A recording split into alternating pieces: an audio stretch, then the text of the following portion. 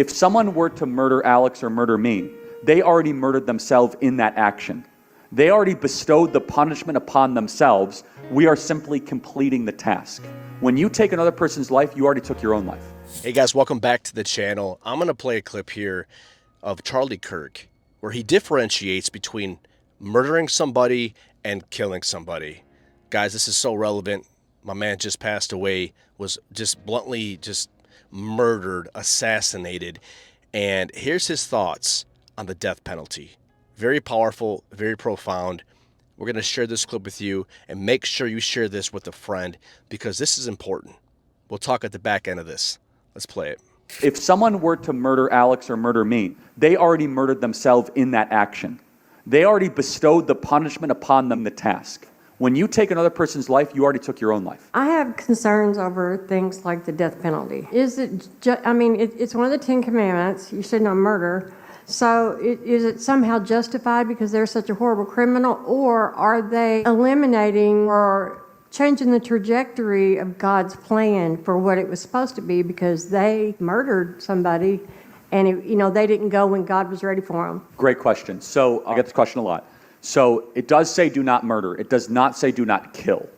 So those are two different Hebrew words, right? So to murder is a completely different thing than to kill. For example, you're allowed to kill in self-defense. Somebody comes into your house, you are allowed to take that life if your life is being put into jeopardy. In fact, to go a step further, the reason why it made sense to ancient Israel, did you know that a life for a life, otherwise known as the death penalty, is the only law that is in all 5 books of the Torah? It's the only law. Not even the Sabbath is in all 5 books of the Torah. Now, the Sabbath exists in Genesis, but it's not in all 5 books. So this idea of taking a life if you take a life, what is it rooted in? Why does it matter? Well, first of all, God is communicating to us the first thing. Taking human life is a major deal. That's God's first moral teaching in the Torah, that it's not to be trivialized. Let me give you another example. There's a law of the 613 laws of Judaism, of which we are not bound to the civil ceremonial law, which is one of them, that if an animal takes a human life, you must kill that animal. So it's like, okay, that's like, why do that? Well, what are you going to have, yeah, that's Lenny. He killed my uncle and, say hi. Like, you're going to keep that animal around? The only punishment imaginable for taking the thing that only we are made in the image of God. So if you take another image bearer's life, what could possibly be a just punishment for that? Well, according to the economy of God, it's that your life must also be taken. And according to scriptural theology, we are not taking that person's life. When you take another person's life, you already took your own life. I want you to think about that. If someone were to murder Alex or murder me, they already murdered themselves in that action. They already bestowed the punishment upon themselves. We are simply completing the task. And think about it. Some people will say, but Charlie, it's not fair because of whatever sob story liberal reason. How is it, honestly, no. And I'll just close with it. I'll kind of finish with this. But you know who? It's not fair to the victims. You are cheapening the lives of the victims. You are basically saying the victims die and you get to live. So you get to continue to live even though you took the lives of others. So for example, I think it's fundamentally wrong that creep who killed those 4 college kids in Moscow, Iowa, that he gets to keep living. So he kills 4 college kids, and he keeps on getting to have life, and those people don't.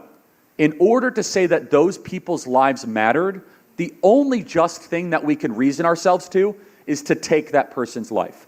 And that is not murder, that is killing, and it's societal self-defense. All right, just to expound on that a little bit, he's absolutely correct. I mean, I think about it blows my mind. It blows my mind that I've even had conversations with people who are like, I don't think Tyler even deserves the death penalty. Give him 30 years, or if he is the one who did it. And I'm like, no. And that's kind of why I made this video. Listen, if Tyler Robinson is the one, I believe 100%, and I'm not God, but listening to what he just said, giving you the foundational truth of morality and what's spiritual, it is accurate to say that if you take someone's life, the life that was made in the image of God, then you deserve to have your life taken as well. And some like, well, that's not godly, because We're no longer an eye for an eye or tooth for tooth. We're supposed to turn the other cheek. Yeah, but when you take an innocent life that was made in the creation and in the image of God, there's got to be consequences, man. You can't just take someone's life and that was not even in self-defense here. Like this was, you guys tell me your thoughts in the comments below. I want to know, am I right? Is Charlie right? Is he wrong? I think he's right on this. I really do. And I believed with a lot of what Charlie Kirk taught, because he taught a lot of things that was always foundational and fundamentally accurate when it comes to morality and spiritual morality especially, and society morality, if that's a word. We need to really focus in on what God is doing here. God is no respecter of persons. We know that. But we can also say that God wishes life upon everybody. And if you take what God has wished upon us, which is life, and you take that from somebody else, man, there's got to be death.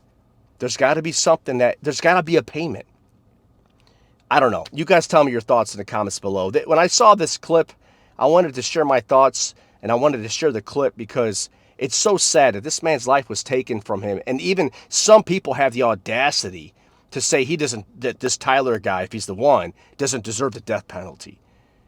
I'm like, are you kidding me? Are you serious right now? Like, it blows my mind. And then you got people who mocked the situation, who mocked it and celebrated it. Like, that's a form of murder right there in your heart, that you can mock somebody and for somebody who stood up for truth, moral and spiritual truth. Like, come on. I don't know. I didn't even know how to really put this together. I just wanted to give my heart and my mind on this. And I just think, listen, guys, we need to protect what's most important. And that's human beings who was created in the likeness of God. We have to love people. The two greatest commandments.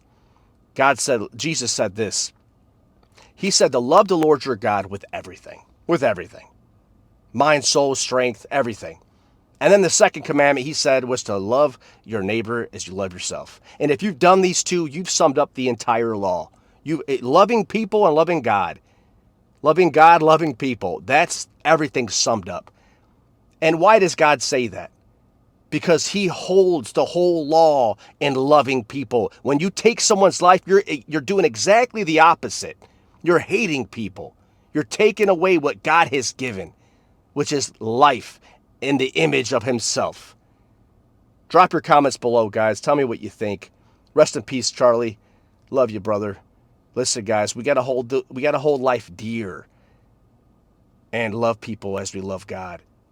And that's the two greatest commandments. If we've done that, we've summed it up. All right. That's all I got in this one. Take care, and God bless.